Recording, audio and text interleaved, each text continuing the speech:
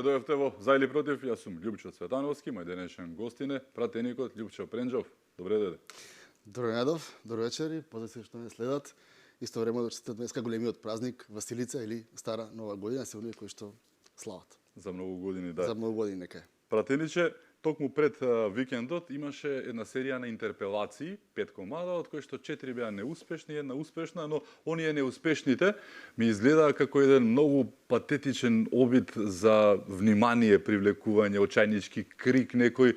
Искрено кажано, после 26-та година почнувам во Фелава, таква интерпелација, освен она успешната која што имаше други аргументи таа петата, овие четирите по неаргументирани и по лош обид за интерпелација, иако знаевме дека и од стартот немаше шанси, зборувавме за 18 луѓе кои што не можеа да направат ништо, но таква утка од интерпелација или интерпелации не сум видел досега.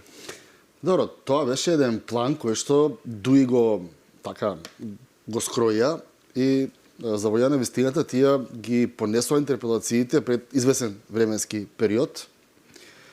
На самиот ден во собранието, ако бевте присутен, а тоа можевме да го видиме и сите гледачите на малите екрани преку собранискиот канал, ако некој ќе беше најсреќен тој ден да не постојат тие интерпелации, тоа ќе беа предлагачите на тие интерпелации, односно пратениците на Дуи.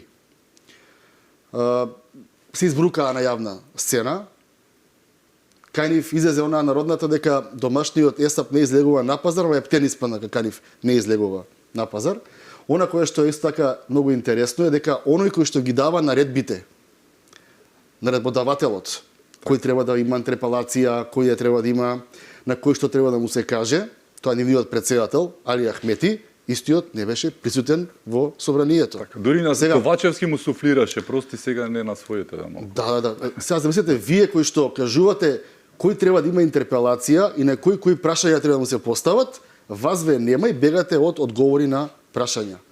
Ден или два предходно човек не можеше да отвори социјална мрежа без да ги гледаме неговите подвизи меѓу себе, како си ги пуштаат, како се храбрат оние од Дуи, а кога треба да дојде на Мегдан со неистомисленици, кога треба да дојде на Мегдан со луѓе од различни политички партии, тогаш тој бега и по кој знае кој пат Али Ахмети покажа дека е најголемата политичка кукавица на политичката сцена во Република Македонија. Тоа е човек кој што 23 години е пратеник, а нема 23 минути на говорница кажано нешто, а нема 23 секунди на комисија некоја излезено да каже нешто. Али Ахмети е човек кој што бега од соочување со противниците политички, а од друга страна многу сака да седи во мала речица, каде што му доаѓаат луѓе и му викаат да, така е, како на кум. И кога сме кумските врски, требаше да дојде Али Ахмети, кога сме кумските врски, требаше да дојде Али Ахмети и да одговори дали неговиот кумашин, Артан Груби, тоа што го правел со негово знаење, дали од таа корупција што ја правел, носел кај него, и тоа се прашање кои што ќе ги разговараме во општеството во следниот период, но она кој сакам да го потенцирам е тоа дека најголемата политичка кукавица на македонската политичка сцена е Али Ахмети и тоа вака е докажано, а мислам дека се стави печатот во петокот сега кога беа тие 4 интерпелации. Дали главниот проблем со приказката на интерпелацијата е оној меѓупериод што се случи во времето на незиното поднесување и она што се случи во меѓувреме, односно проблемот кој што настана со кредибилитетот, се што Дуи можеби некогаш го имале кај гласачкото нивно тело, но сега им се случи Артан Груби во меѓувреме, така што дојде интерпелацијата како еден обид за дефокус, како за ширење магла, само за да го заскријат резивот што им го нанесе Артан, но и останатите од нивното раководство кои што полека почнаа да излегуваат како печурки под дожд со оние кривични пријави, злодела и сето тоа, и што велат дека ќе се зголемува тој број, но еве дали главниот проблем за оној нула ефект, минус 10 беше на интерпелацијата или интерпелациите, беше ефектот наречен Артан Груби. Па не знам дали е така, дискутабилно е. Зошто? Затоа што ако вие направите една анализа на тоа што се случува во ДУИ и тоа што ДУИ го рефлектира во македонското општество, ќе видите дека изминатите 20 и повеќе години тие потрошија многу енергија, многу пари, многу пиар текстови, многу снимени реклами, многу интервјуа по дома со тренерки, да го прикажат Али Ахмети како еден чесен политичар, како човек кој што се бори за некоја си кауза која што луѓето ја оправдуваат таа негова борба. Но тоа траеше некое време, во меѓувреме пораснаа внуците, почнаа да купуваат трговски во центарот на Скопје. Мислиш, тоа сум зборил во ова студио, дали се работи за момче 23 годишно од Кичево или се работи за Марк Цукерберг, Елон Маск на 23 години за бизнес идеја не заработувал 40 милиони евра, тоа го прават внуциве на Али Ахмети. Истите копале во околината на Кичево ископ, кој што државата го дава, требало да плаќаат годишно на државата она што значи како кирија за ископот. Неколку години, мислам дека 5 години беа, не факате за збор, денар не и плати на државата, а таму бил министер Крешник Бектеши. И сега пола сектор за минерални суровини е во истрага. Зошто? Затоа што внуциве на Али Ахмети не плаќале ништо.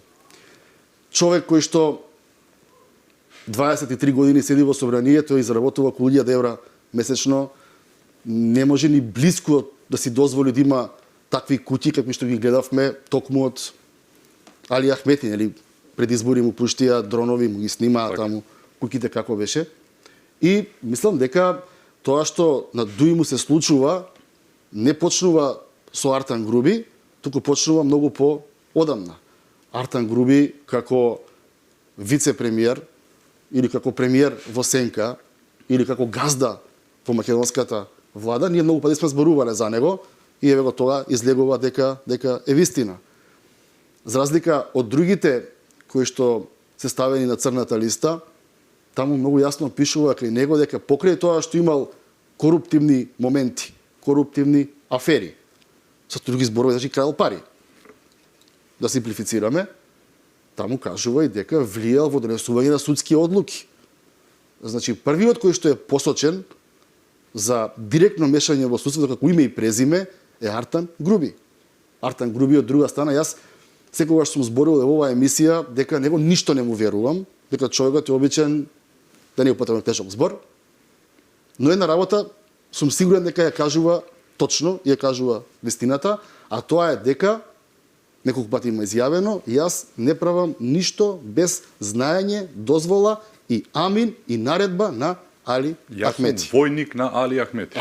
Толкому така и тука лоцира одговорноста, невозможноста некој да не знае што правел тој. Така тука завршува приказката, да. Така. Капо ди тути капи. Ето така и мислам дека човекот, да се ватам на почетокот на интервјуто, на овој наш разговор, човекот затоа бега од соочување со сите, затоа седи во мала речица и затоа глуми и му создаваат спотови на некоја виртуелна величина. Али Ахмети и ДУИ не се никаква величина. Тие се политичка партија, какви што има многу политички партии. ДУИ е политичка партија која што многу години беше на власт. ДУИ е политичка партија од која што 2 декади владите во наше македонско општество зависеа од нивната волја. Дојде генерација на политичари кои што неколку години баравме поддршка. Од оваа емисија многу пати сум барал поддршка и сум давал ветување дека доколку граѓаните ни дозволат ни дадат поддршка да управуваме со Република Македонија, една од работите кои што сигурно ќе ја направиме е дека ДУИ ќе оди во опозиција. Да, никој не веруваше. И ја направивме таа работа, никој не веруваше. ДУИ исто така не верувале. Ќе видиме од трошењата. Тие најмалку верувале. Ние едноставно сме генерација која што не можат да ја подкупат, не можат да се испазарат, нешто да направат како велат позади сцената, на матно, не, тоа го кажавме, тоа го исполнуваме. За нас ова е нормална состојба, оваа состојба ќе продолжи. Зошто? Некои велат секојдневно имаме по 10, по 12, по 8, по 20 луѓе кои што се кои што се приведуваат. Тоа не го гледаме на телевизија, затоа што, нели, рековме дека нема да правиме театар, циркус и нема да бараме политички поени врз основа на тоа што го правиме тоа што ни е работа да се прави. И сметам дека оваа состојба не е ненормална, туку состојба во која што една институција или една политичка гарнитура расчистува со криминал и корупција во државата, а тоа им било политичко ветување 3-4 години назад го зборувале јавно дека ќе го прават тоа, и ако вие си ги исполнувате ветувањата дадени кон граѓаните пред избори, за мене таа состојба е сосема нормална каква што е сега и ќе продолжи во следниот период, бидејќи едноставно доста беше во Република Македонија криминали, доста беше работи кои што се несоодветни за едно општество во 21 век. Ние должиме една нормализација на односите на државата и се надеваме дека во следниот период ќе покажеме дека и тоа како го правиме добро, како до сега.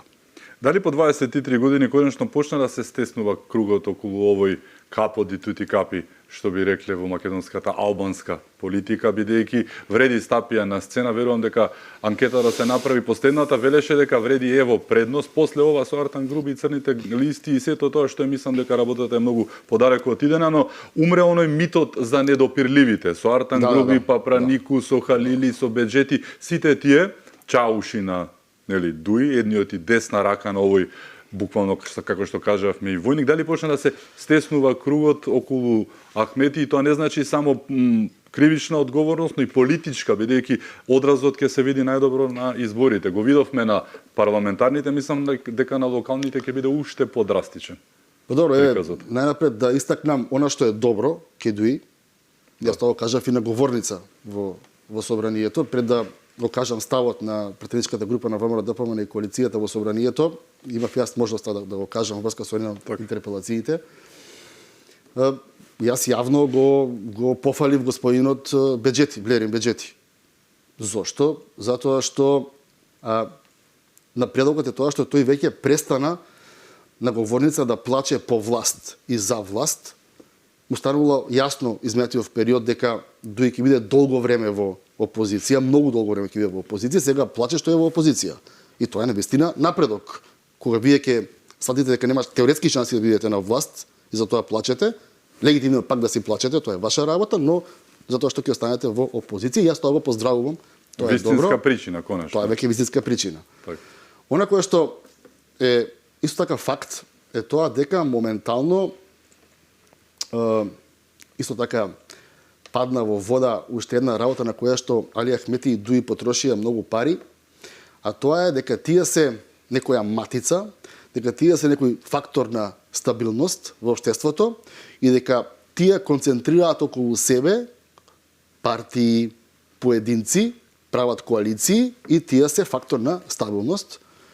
Моментално од оно што можам да го видам вака и во собранието и во медиумите и како се одвиваат работите, Дуи како политичка партија која што никој не сака да и се приближи околу незе, бидејќи е длабоко контаминирана и во собранието и помеѓу граѓаните во општинските штабови нивни, и така митот дека тие се партија која што прави од државата стабилна држава стана најизолираната политичка партија во Република Македонија во моментот. Дуи е најизолираната политичка партија.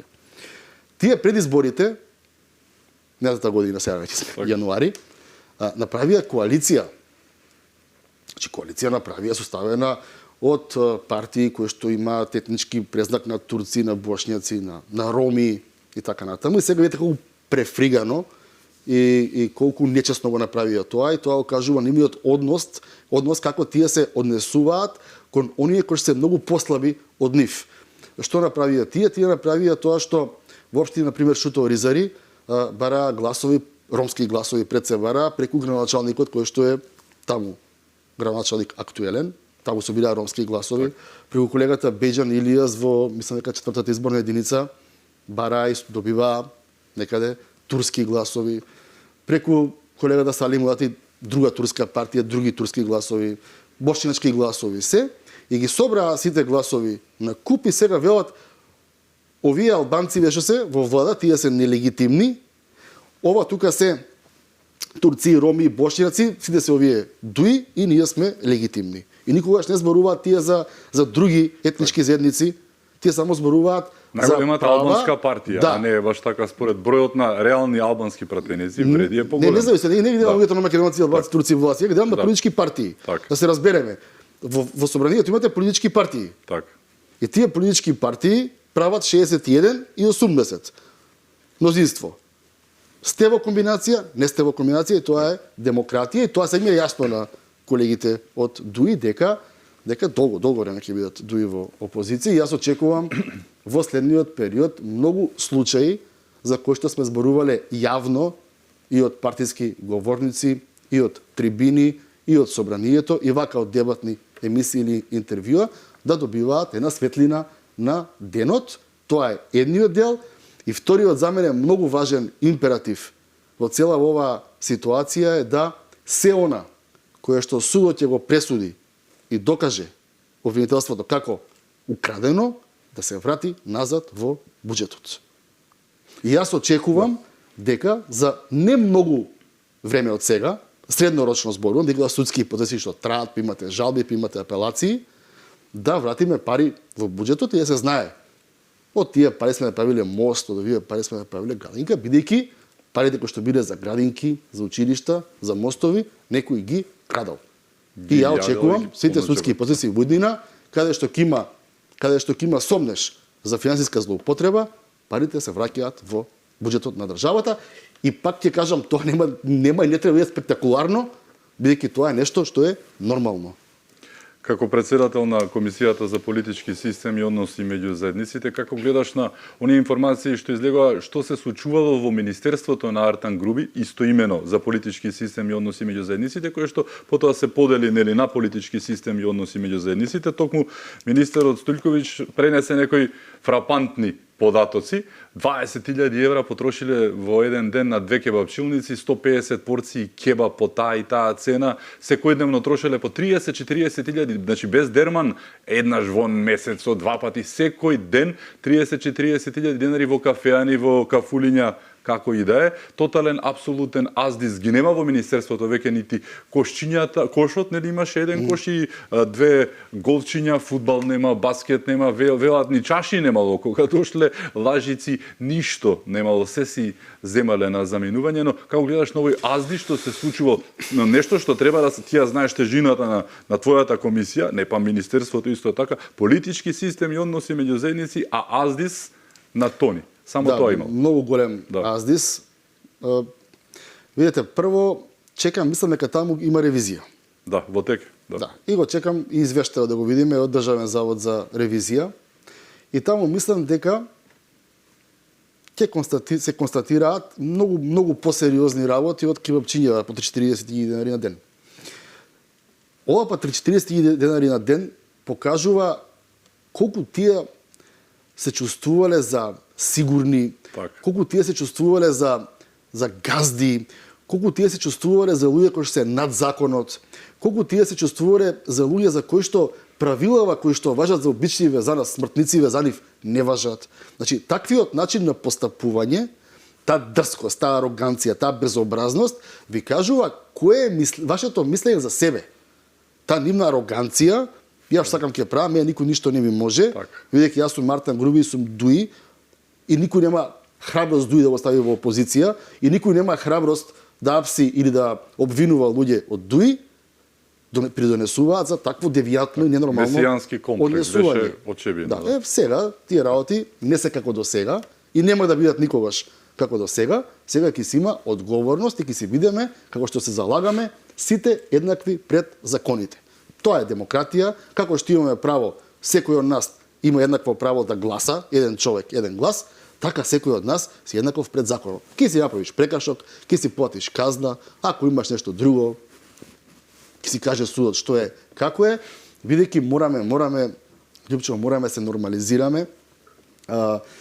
Јас сум така веќе извесен период во политиката, обично со вас правиме еднаш годишно вака интервју, и ако се сеќавате нашите први интервјуа што беа уште од 2014-15 година, ќе видиме дека Македонија тргна во лош правец, не само од 2017 тоа веќе беше сигурно автопат беше тој правец. На тој правец се надзираше уште со појавата на тие бомби, со тоа ненормално несување во општеството, таа негативна енергија, девиациите. Значи реално државата на 10 години до 8 мај одеше во непосакуван правец, во правец во кој што има интерес само определени, дали се политички, дали се бизнис, дали се во судството елити, но мнозинството од луѓе, оној граѓанин и оној млад човек кој што направил се, кој што едно општество го бара од него, на пример, вие сте завршиле факултет, па потоа вашите родители штеделе, ви платиле магистратура,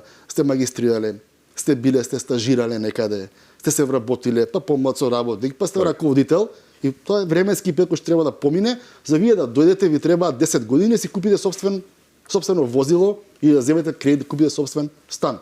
Од друга страна се вртите, гледате 23 годишно момче, му бил внук на Али Ахмети, има многу паметна бизнис идеја, 40 милиони евра. И станувате и викате, се поздравувате дома, да, се поздравувате дома и си одите од Република Македонија. Или оној дотичниот Артан Груби, сега што ме подсетивте, колата од комшијата, они новинарска екипа кај него, вика па ако немаш и тебе ти поземат, до апсурдно се ситуацијата беше. Општеството. И ние мора да признам дека често пати она ненормалното почна да станува нормално. И добро е што тоа целото се прекина. Добро е да сите нас. Општество во кое што рол модели урнеци за успешен човек беа за албанците Артан Груби, а за македонците Заев, така? Што очекуваме од такво општество каде што младите гледаат, ова е прекрасен, успешен човек, успеа тој. Кој е примерот за нив, така? Зборуваме за вредности, за многу работи кои што не одат како што треба, но мечката пратенече заигра во еден друг двор, исто така 7 години некој што правеше зулуми, особено врз македонштината, идентитетските одредници, наводно македонска партија, барем вела дека е така, но еве се случува нешто што се случува и кај нив, кај оние кои што Ахмети дефинитивно не можело да не знае што прави Артан Груби, но од друга страна, да не се лажеме, СДСМ, односно Заев и Ковачевски потоа, немало шанси да не знаат што прави Артан Груби, што прават овие останатите кои што полека, кажавме, излегуваат како печурки под дожд со криминалите. Тоа не можело да помине така. Но еве, мечката игра и кај нив во двор, имаме кривични пријави и за нив, дури и за поранешниот премиер и председател на партијата. Се очекува и многумина други да бидат зафатени, имаме веќе и Петров и ово и оно, високи челници во превод, директори дали на ЕСМ, дали на фондот за иновации, полека испливуваат работите на виделина. Да, јас согласувам со вас тоа дека е така. Мој став од секогаш бил и тоа уште го зборувам дека главната причина за она целосна морална и вредносна дисторзија во нашето општество, причинителот има име и презиме, тоа е Зоран Заев. Потоа само беше продолжување кога тој одлучи да се повлече и се надевам дека мислите дека е повлечен? Секој ќе си го добие. Не е повлечен, тој менува председатели на СДСМ. Имајќи предвид кој е председател сега, така? Па не, видите, СДСМ со Зоран Заев покажа дека е друштво со ограничена одговорност, основано од едно лице, тоа е Зоран Заев. И вие како собственик на таа политичка партија, ви текнува денес го ставате Ковачевски за председател, потоа тој губи на избори, до сега не ти, сега Филипче ќе биде председател, па ставате таму некои други луѓе кои што вака би ги прокоментирал малку, не многу, бидејќи прво јавноста не ги знае, а второ е ќе се потребно да бидам политички коректен колку што можам, но сепак тие се јавни личности и претендираат да бидат власт. Некој ден, некогаш. Например, вие имате втор човек на политичката партија, не го знам името, простете ми, која што првата изјава и беше дека таа дошла во СДСМ, бидејќи Венко ја викнал, читај Заев, и сега таа никого не познавала во раководството, а не па во членството. Сега вие очекувате таков човек да ви биде локомотива, да ви биде мотор во политичката партија, Сорос, и така. вие што сте некаде член, некаде не се треба да ја слушате. Во поглед на подпредседателката која што им беше таа професорка на правен факултет, имаше едно интервју на една телевизија со национална концесија, мислам дека на така тоа интервју кажа се што можеше да каже за нејзиниот карактери. Тука се гледа дека СДСМ веќе е целосно дезориентирана и тука се гледа дека СДСМ како политичка партија, пасокизација веќе не е нешто што е туѓо, туку е нешто што се случува во моментот. Заслужено е, Лјупчо, заслужено е, бидејќи 7 години плюс преходно 2,5 години, но скоро 10 години, многу голем зулум, многу големо силување се правеше на определени процеси, наметнување на определени решенија кои што се знаеше дека се долгорочно одат во недобробит за македонското општество збор, независно која политичка партија, независно која етничка заедница припаѓа, независно кој на кого му се моли во црква или во џамија, знае дека сите тоа нема да биде добро, но за пуста желба власт и моќ тоа го прави. А и тука продолжија со она кое што вие ми го поставивте како дел од прашањето, дали знаеле во владата. Так. Што да знаат во владата? Вие имате премиер, така? И имате прв вице-премиер. Првиот вице-премиер троши пари. Секој ден троши, како што кажувате вие, по 20-30 денари на глупости. Тоа еве кој сум јас. Има и други работи, На претпоставувам. годишно ниво тоа се многу тоа се многу пари. Тие работи ги плаќа неговиот пријател и сопартиец од ДУИ, Фатмир Бесимиот, како министер за финансии. Ние имавме дуизација во општеството, кое што потоа тие сакаа да се прикажат како жртви, да направат еден пиар со кој што ДУИ го поистоветува со албанците. Значи, ДУИ е едно, албанци се друго. Албанци се наши комшии, луѓе за кои што живееме столетија на назад, со кои што ќе живееме и во иднина, а ДУИ е една политичка партија која што има многу индивидуи кои што се длабоко заглавени во криминал во таа политичка партија, како што СДСМ има такви луѓе, и вие не можете да се поистоветувате со цела етничка заедница, ако сега вие отидете имате, не знам, денеска имате приведете ли у апсите 20 членови на СДСМ, например, дека македонците вие сте ги апсели, не, вие апсите, полицијата апси криминалци. Так. Ама некој од што е толку многу очаен, што нема толку многу што да каже, тогаш, ете, гледате какви работи имате политичка партија, а речеме политички партии во кои што мнозинство се албански членови, подржувачи, во Македонија има 10 можеби. Само 4 се во вреди. ДУИ 5, има таму ДПА што им излезе од коалиција. Значи многу политички партии имаат албанците, не е само ДУИ политичка партија, ама ете, тие се партија која што на пример била толку многу долго време во власт. Јавна тајна беше дека во Министерството на Артан Груби вработените портали интернет ги уредувале од тоа министерство, дека имало огромни телевизори таму на кои се правеле разни аналитики, дека тоа било направено Space Shuttle. Така велат. Препоставам дека е точно тоа што го зборувам, тоа сигурно сум дека е точно. И од тие државни ресурси, значи доизимало и албанците, и од ромите, и од македонците, и од србите, и од властите, што плаќаме данок. Так. Тие се пари што ги крадат они на сите. Так. И потоа си прават собствени портали, со кои што ако ти од ДУИ некого уапсиш, тоа ќе имало етнички тензии. Да. Но еве на крајот тој ЕСАП доаѓал во влада, односно прво и Министерство за финансија, ама и тие мора да представат дека некој потрошил годинава 100.000 евра за аздис по кафани, кафулиња и никому ништо. И тоа не е една година, не зборуваме за пола година, не зборуваме за години. Так. Предпоставувам дека ќе заврши ревизијата, ќе доаат тие наоди, согласно закон. Ревизијата, например, Државен завод за ревизија е институција која што јас многу ја почитувам, многу се транспарентни, имаат прекрасна комуникација со јавноста и на Facebook и на социјални медиуми, имаат и своја страна. И така ги упростуваат, бидејќи не секој гаѓанин е финансиски писмен, економски писмен, некој си има професија друга, некој не го интересира тоа. Така и на крај ставаат они имаат како смајли. Имаш зелено смајли, насмејано смајли, имаш црвено и нешто што енгри, како го викаат тоа. Так. И во старт вие го имате таков лош извештај по сила на закон, тој си оди во обвинителството и потоа обвинителството ги си влезе во тоа министерство. Добар ден, кај имате еден гости снимале, не снимале, зошто се вие пари? Се знае како се решаваат работите. Без спектакли, без апсења со камери, без утри сабаре дома некој ти влегува, ќе си дојдеш, имаш, немаш, судот ќе си каже, ќе си идеш кај што ти е местото и тоа ќе биде порака до сите кои што претендираат или ќе доаѓаат да бидат на и се актуелни функционери и раководат со државни ресурси. Но пратениче нема да заврши работата само на Артан Груби и на останативе, така бидејќи катарза без расчистување, како што кажавте и сами, со сите зулуми што се случувале, нема да се доживее во Македонија, системот да се врати на нозе, да не биде, нема да остане само Артан Груби и уште 3/4 од СДСМ и ДОИ, така. Вака. Јас Вие подобро ги знаете работите. Не, јас ќе се повикам на официјална изјава на министерот за ватрешни работи. Сметам дека тој е човек кој што е најупатен, бидејќи лично го познавам и многу години.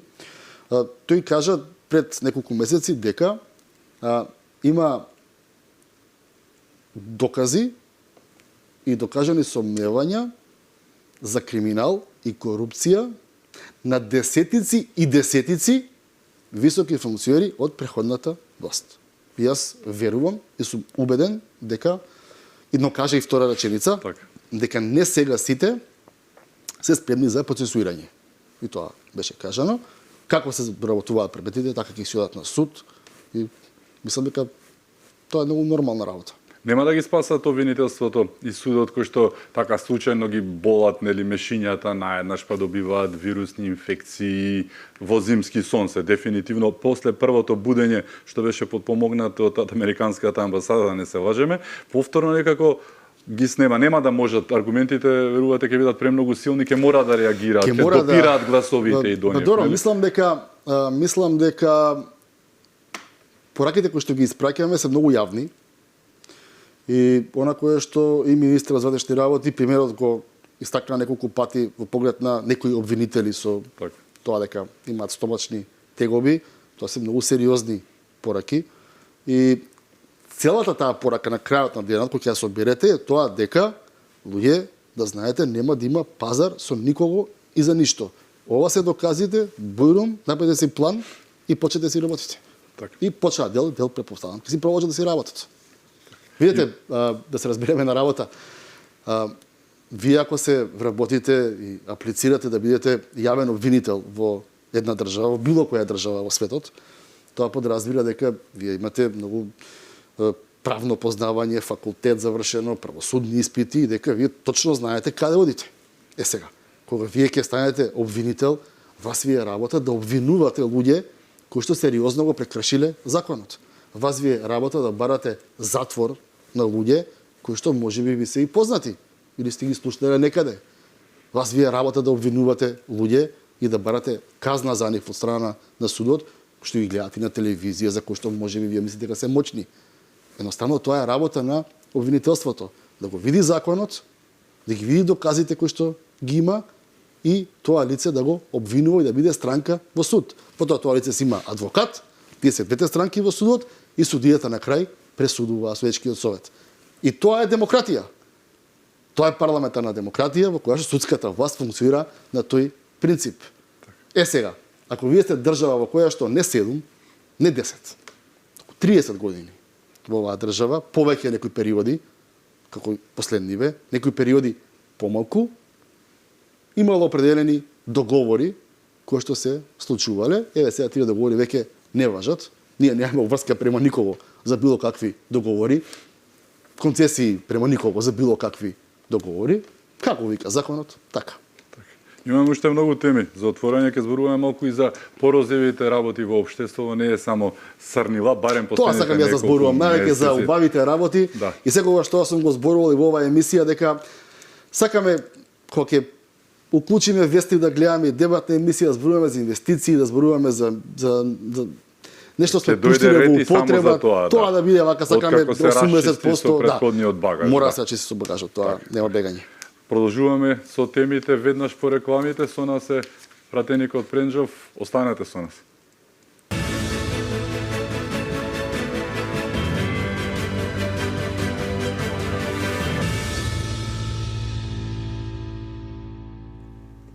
Се враќаме во За или против. Мој гостин е пратеникот Љупчо Пренџов. Пратениче, колку ова враќање во вистинскиот правец, на вистинските вредности, ставањето на работите на вистински колосек, влијае на имиджот на Македонија во меѓународни рамки. Не зборувам само за национално идентитетските одредници и представувањето и задржувањето на ставот, тука и економијата, сето тоа е еден склоп на нешта, дали некој ќе ве почитува во меѓународни рамки или нема да ве почитува како што беше оние минати 7 години кога секогаш некој климаше само со главата и правеше тоа што не треба.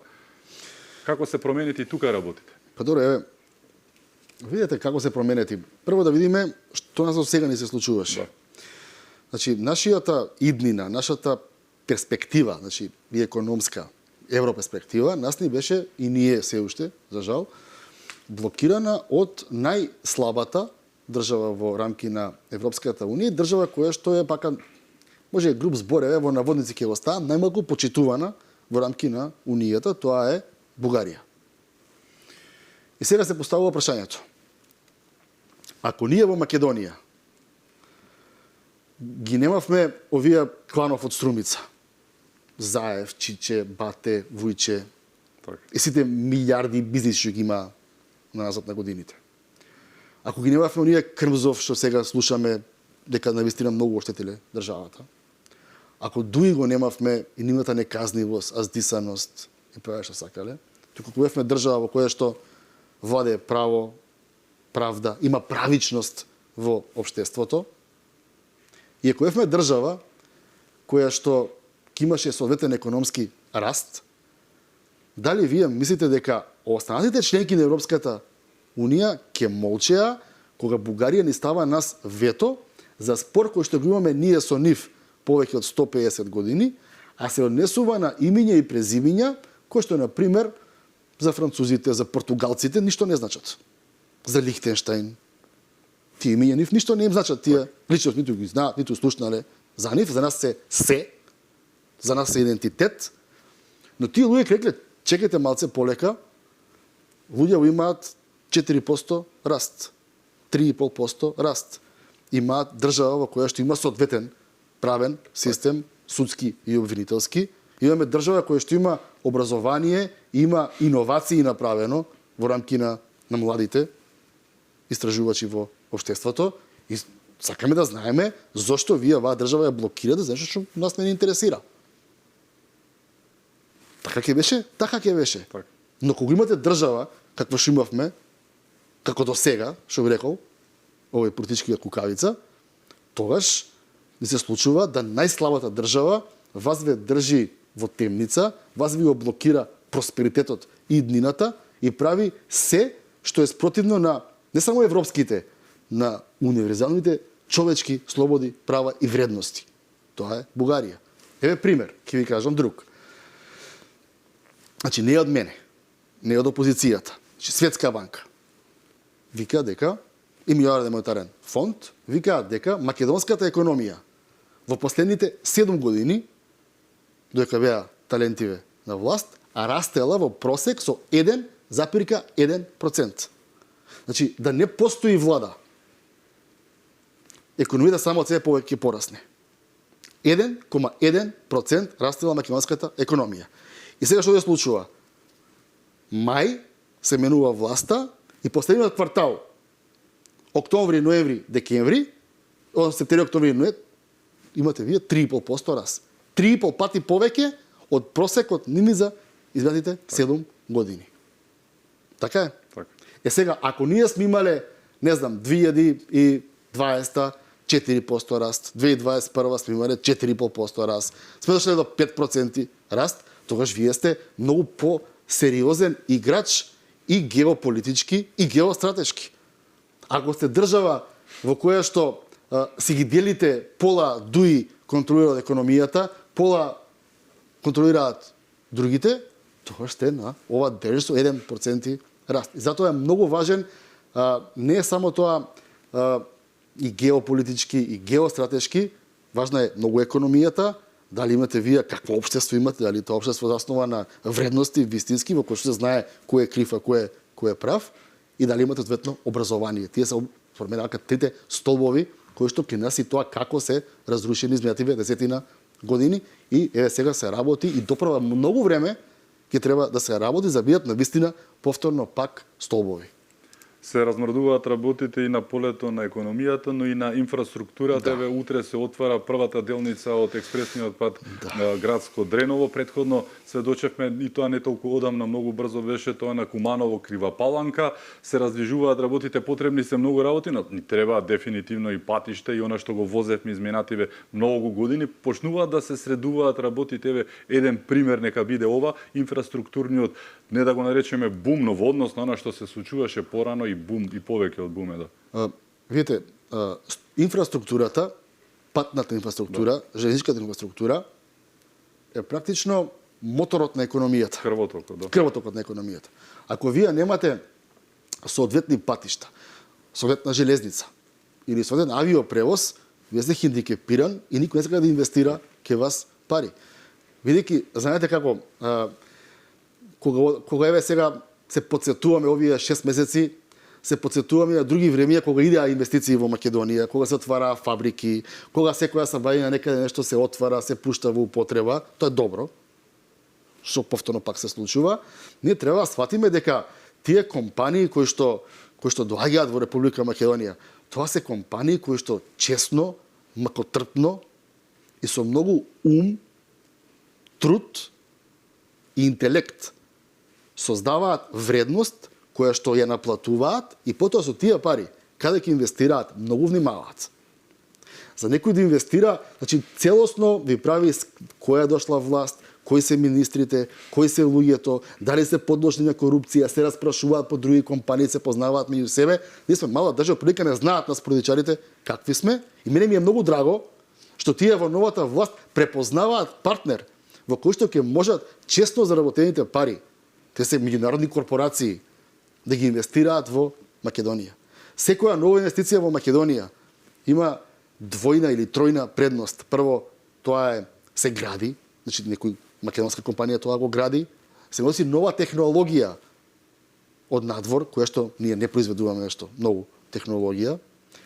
Оно што велат ноу-хау, значи учат наши македонци, власти, срби, албанци, турци, кои што ќе ги вработат како да раководат, тоа е ноу-хау, вештини добиваат наши сограѓани и влијаат многу позитивно на нашиот буџет и уште по-позитивно на нашиот платно-девизен дефицит кој што го имаме со години назад.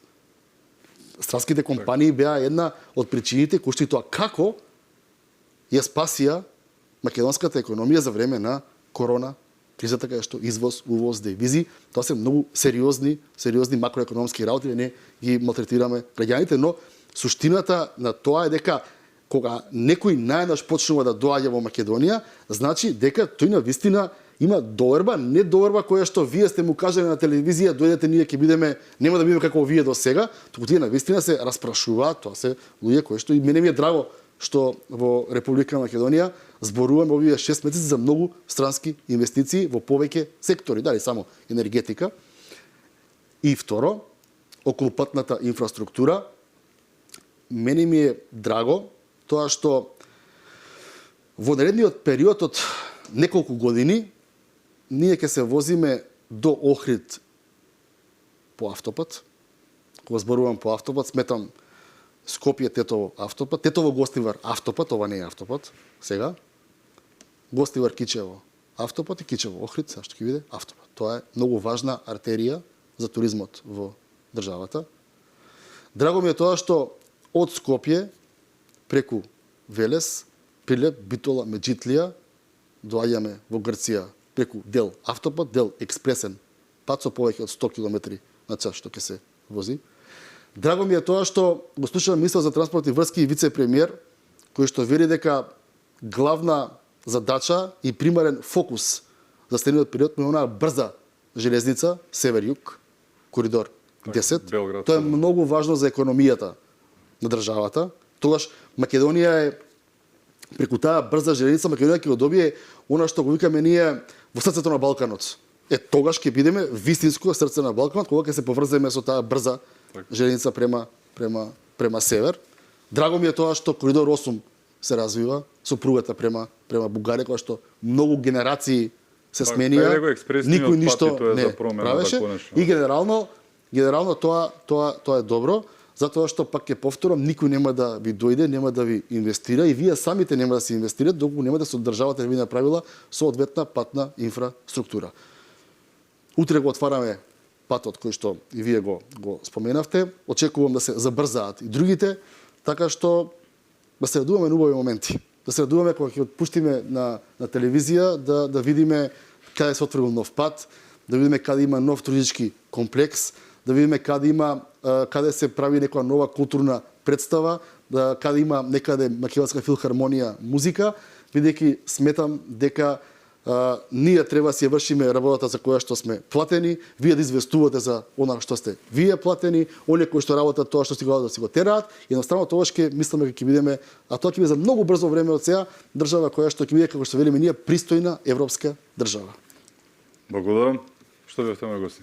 Завршивме? Толку е, да.